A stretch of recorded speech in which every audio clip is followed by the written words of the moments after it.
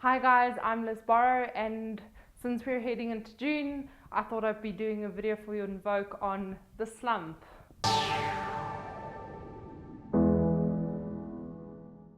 So although I have a blog that I could have prepared from, I want this to be a bit more of a casual conversation because even the blog was a casual conversation. And basically, after I attended a bit of a networking event, there was a common theme that came up, and that was reaching a slump, reaching a creative slump, feeling drained, feeling negative about your industry. Okay, so let's discuss negativity and why you might be feeling negative towards photography and why you're just feeling iffy towards the middle of the year. Let's start on talking about the creative slump, or the slump you might be feeling as a photographer.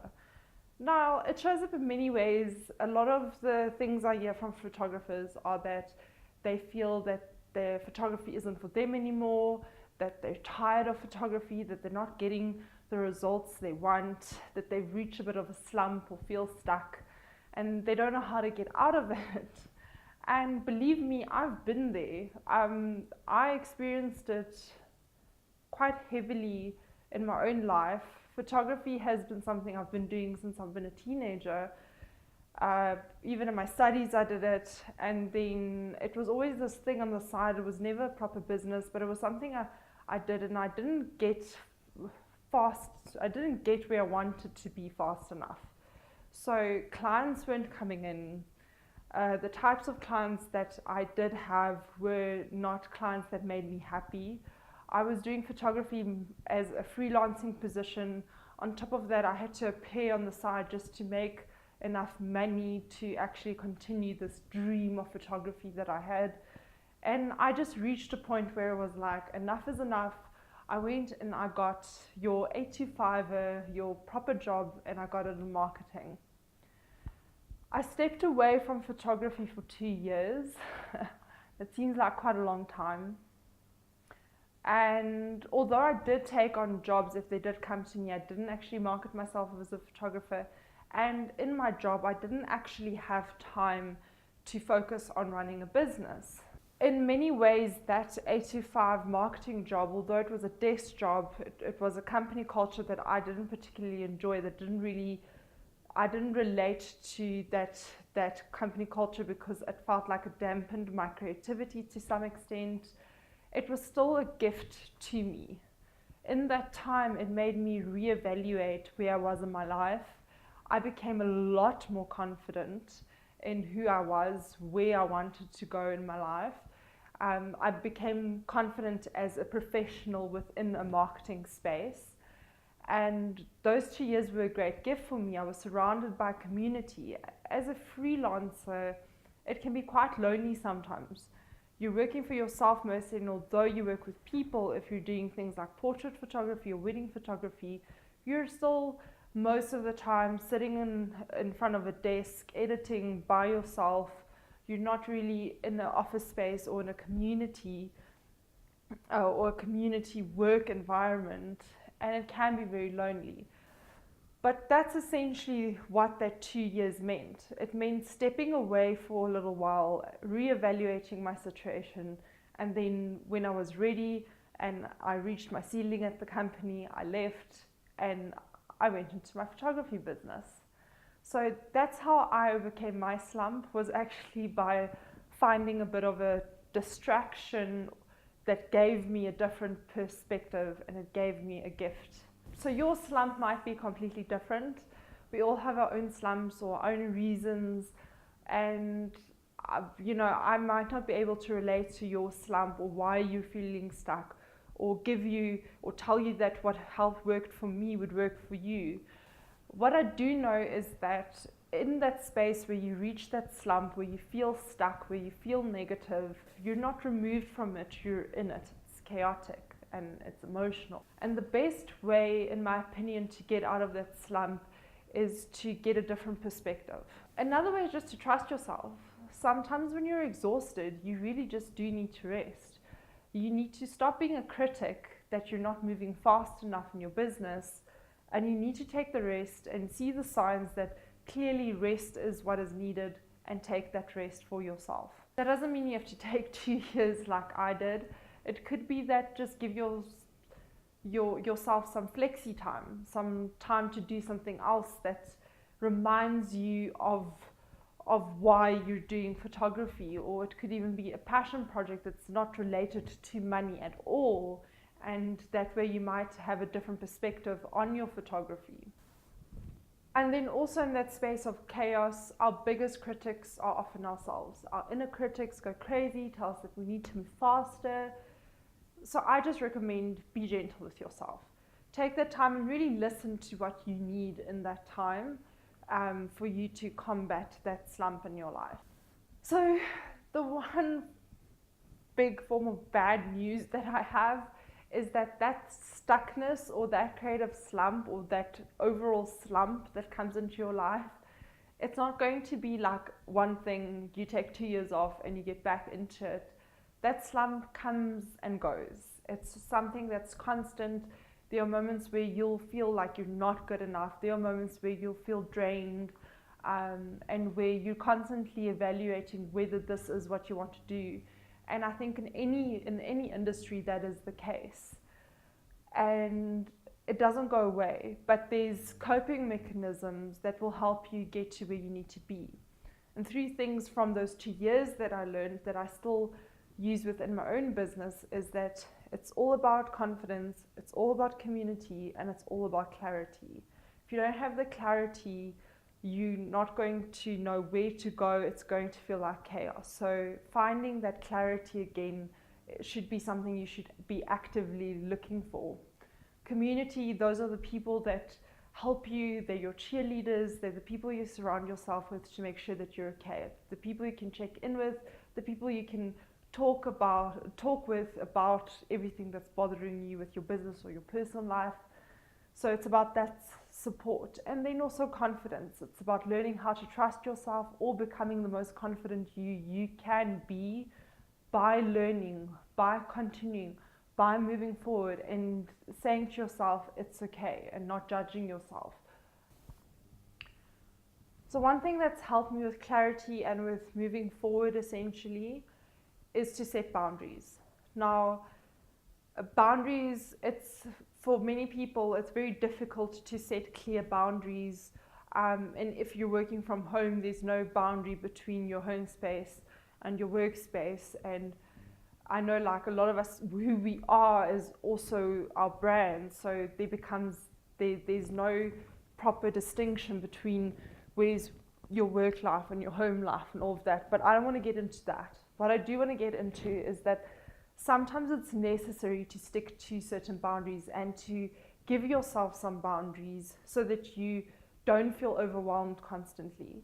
So doing the 8 to 5 thing, where you're not taking clients' calls after 5 o'clock, you're not sending out emails after 5 o'clock, you're not editing after 5 o'clock, those are things that will help you be less drained in your life. You know, it doesn't mean that you have an 8 to 5 job. You can have your flexi hours, but let those hours be set times that you work to.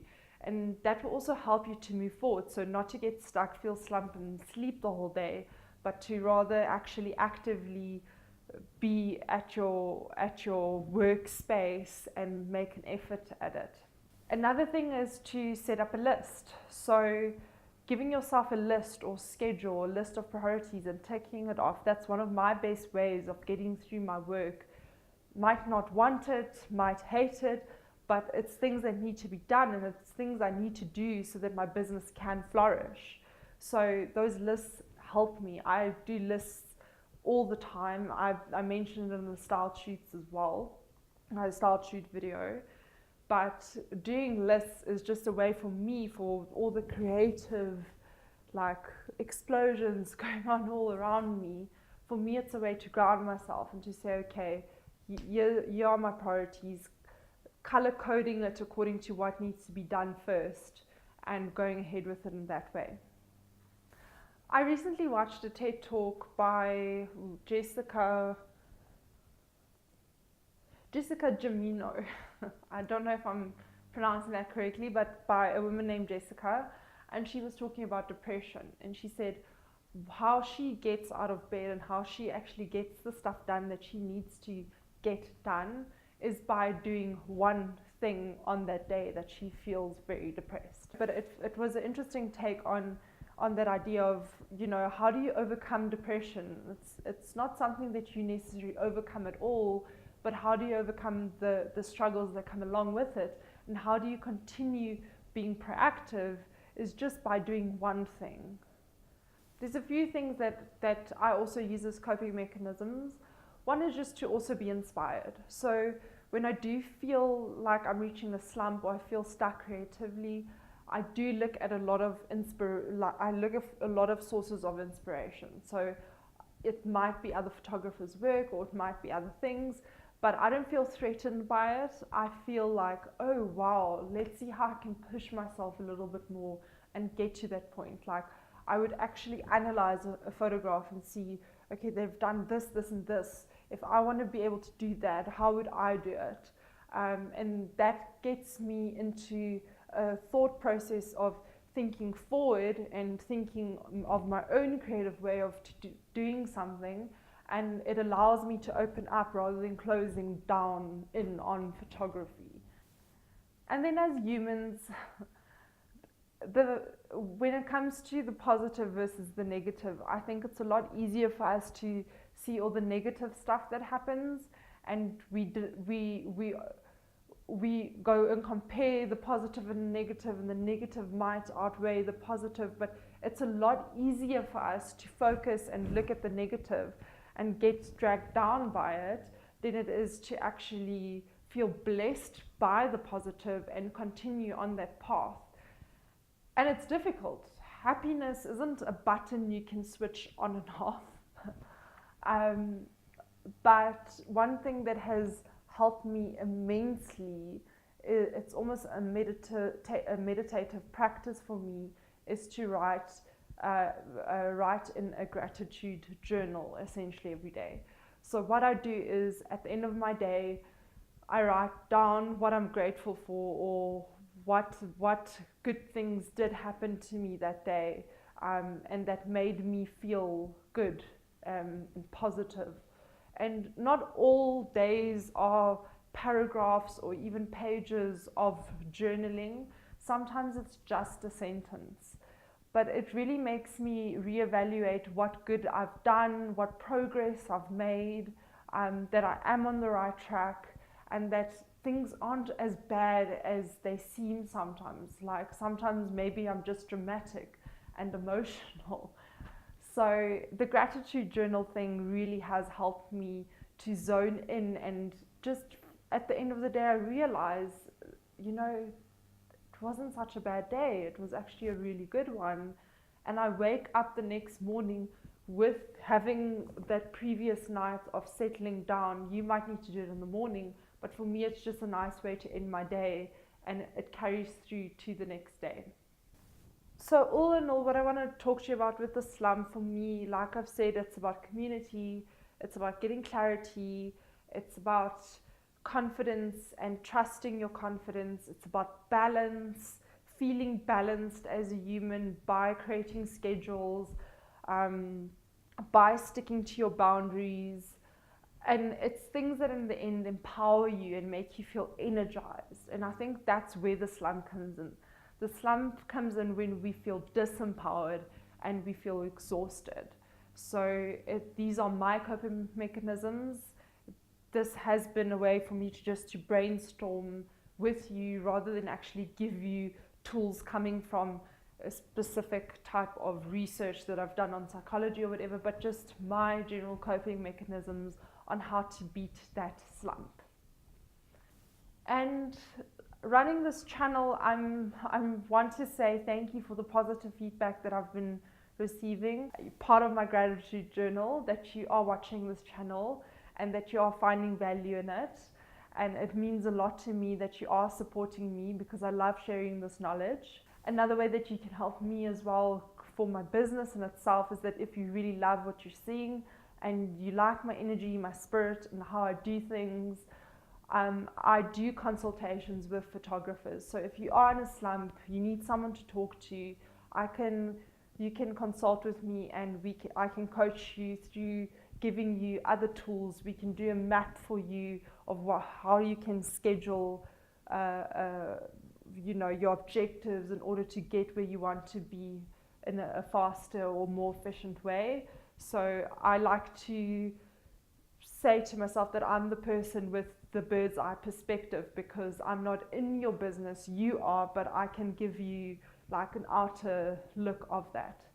The links is always on the description below, and then there's quite a few things coming up. I'm going to do a whole series on branding and marketing quite soon with multiple professionals, which will be quite a fun one. And then also on finances and accounting, which is one that scares me and scares a lot of creatives out there. So I think that's also going to be quite an insightful series that I'll be exploring in the next few months. Thank you for watching, and as always, be inspired and evoke your own creativity.